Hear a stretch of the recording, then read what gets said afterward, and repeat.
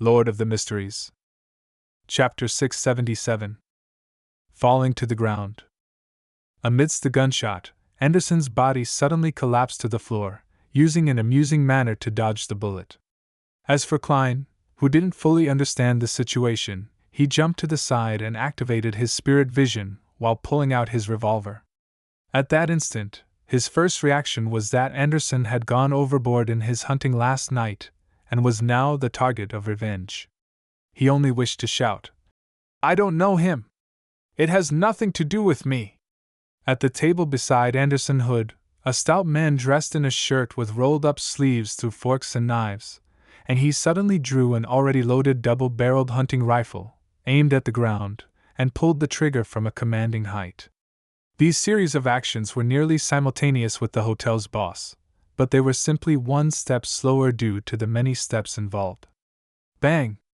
The scattershot sprayed out countless tiny shrapnel, riddling the ground with holes. Although Anderson had dodged in time and avoided most of the blast, he was still struck by a portion of the shrapnel as his sides were immediately left mangled. Just as Klein was about to kill the stout man with the double-barreled hunting rifle to help Anderson Hood get out of danger, he realized that the man suddenly turned blank, just like the hotel's boss. He was then filled with alarm and horror, as though he had jolted out of his stupor. That's not right. They're not the true assailants. Klein rationally stopped attempting to pull the trigger. He quickly swept his gaze across the restaurant. Discovering nothing with his spirit vision, he tapped his left thumb on the first segment of his index finger twice, activating his spirit body thread's vision. At this moment, all the ladies and gentlemen in the restaurant had stood up in a fluster due to the sudden shootout. All of them were rushing for the exit. When passing by the tumbling Anderson, an elegantly dressed lady with pretty good looks suddenly paused. She released the dark-colored glass bottle she held in her hand and poured it at the strongest hunter. Sizzle! Anything that was splashed by the liquid rapidly turned black as it suffered intense corrosion. Anderson covered his face and leaped up, dodging this attack once again. Immediately following that, a gentle and cute lady, a gentleman with newspapers, a red-vested waiter, and a 5-year-old child whose hands were stained with sweets attacked Anderson Hood in all kinds of manners. Flour, lit matchsticks, fruit knives, boiling coffee, and concentrated alcohol beverages inundated him as almost everyone in the hotel's restaurant seemed to have one goal: kill Anderson Hood. In this abnormally dangerous situation without any beyonder powers involved, Anderson, who had been surrounded with no way to escape, employed an array of actions, leaping up, sending tables flying, igniting items ahead of time, barely managing to avoid suffering damage to any vital spot, and didn't suffer any serious damage. Meanwhile, Klein also noticed something abnormal. In a corner of the restaurant which was blocked by a decorative cabinet, there was clearly thin, illusory black spirit body threads extending from it, but it was silent over there. In this chaotic and panic-stricken restaurant, it appeared especially abnormal. The true assailant who planned the passers-by murder case is sitting over there? From the confusion, puzzlement, horror, and fluster that the hotel's boss, waiters, and guests exhibited after attacking Anderson, they didn't become marionettes. This is another kind of control. An illusion, an emotion seed of a desire apostle, or could it be an influence on one's psyche? Klein suddenly had an idea light up in his mind. He immediately took 2 steps forward and sent a customer who still had butter on the corner of his lips flying, opening up a pathway for Anderson Hood.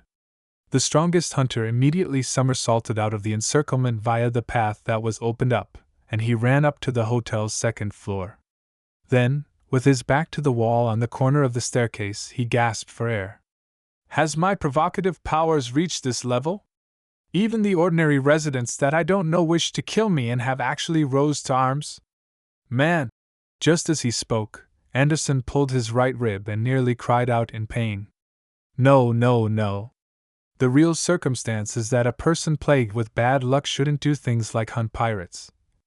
The reason why Klein had abandoned approaching the target to attempt to control them with spirit body threads was because he had thought of a possibility.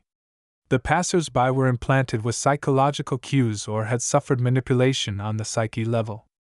Only then would they attack Anderson in an orderly fashion. This didn't match the beyonder powers of a Desire Apostle, as the attacks by the manipulated passers-by were targeted and precise, without showing any observable signs of preparation. And Klein had formerly heard of the name of the potion formula of a sequence 4, manipulator. In addition, according to the psychiatrist released from creeping hunger, Klein always suspected that Toscarter Island had a mission or figure related to the psychology alchemists. In addition to the psychological cue and the control on the left side of the mind, it was rather similar to that of the spectator pathway. Klein had long believed that a manipulator very likely belonged to the spectator or dragon pathway, thus making the outline of the matter relatively clear. The psychology alchemists really do have an important base in Toscarter Island. They also sent a sequence for a demigod to watch over it. This demigod influences certain pirates and makes them unknowingly do his bidding, but these pirates had unfortunately ended up as Anderson Hood's sponsors last night. Hence, their true investor came knocking. Keeping his expressions in check, Klein looked at Anderson and indifferently said to him, "It's likely that one or several of the pirates from last night is involved with a hidden demigod on this island. Do you think something like that can be done by a mid-sequence beyonder? I can't be that unlucky, right?" Anderson's voice grew softer before it turned into a mutter. "Indeed, those people were controlled, and are innocent. Thankfully, I didn't attack back, or I would become the main suspect of a shocking murder case and be given a bounty. When that happens, I'll be in trouble and could only become a pirate." The corners of Klein's mouth twitched slightly. If the ones being controlled had been pirates with beyonder powers, or mandated punishers, or priests of the Church of Storms, how would it develop? I would already be dead. Anderson threw up his hands as he said in realization, "You mean he doesn't want me dead and only wants to give me a warning?" Klein nodded in a serious manner and said, "So, you still have a chance." "Yes, to apologize. Go see what that demigod is up to." "Apologize?" Anderson's face wrinkled immediately. Placed in a difficult position, he said with great difficulty, "I have quite a reputation in the Fog Sea." Klein didn't say a thing. He stood up, patted his coat, and prepared to walk off. At this moment, Anderson lunged forward and rushed to the entrance of the staircase ahead of Klein. He yelled, "I'm sorry! It was my fault! We can talk about anything."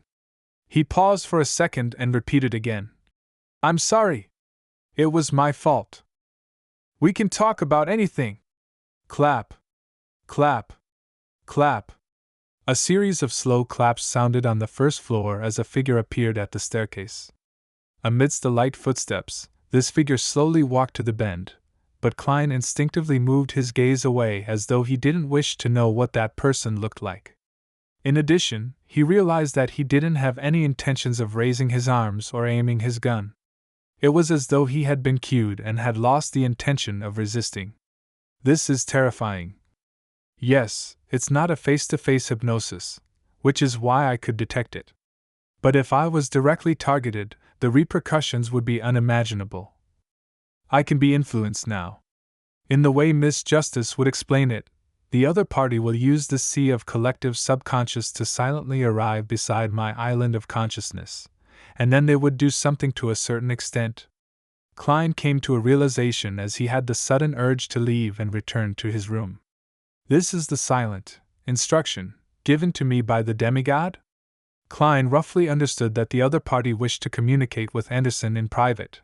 Hence, he didn't resist and walked to the stairs before returning to his room. In less than 5 minutes, Anderson knocked on his door, his face grimacing. "Done talking?" Klein asked without much surprise. Anderson gave a heavy nod. "Phew! Yes, he got me to help him do something. As for what is it, I can't tell others." "Do you still remember what he looks like?" Klein deliberately asked. Anderson thought carefully as he suddenly frowned. "I don't remember." As expected. "Look at you. For £1,600 you offended a demigod. It wasn't worth it at all." Klein silently sighed and then said, "Can we leave tomorrow?" "Yes. There's no rush for that matter. Let's resolve the problem with my bad luck first. Anderson didn't hesitate to answer. Klein didn't speak further as he pointed at the floor. Still having breakfast? Anderson was first taken aback before revealing a smile. Of course. No type of frustration can influence eating and sleeping. The two went down to the first floor and discovered that the waiter was silently clearing up the shattered items.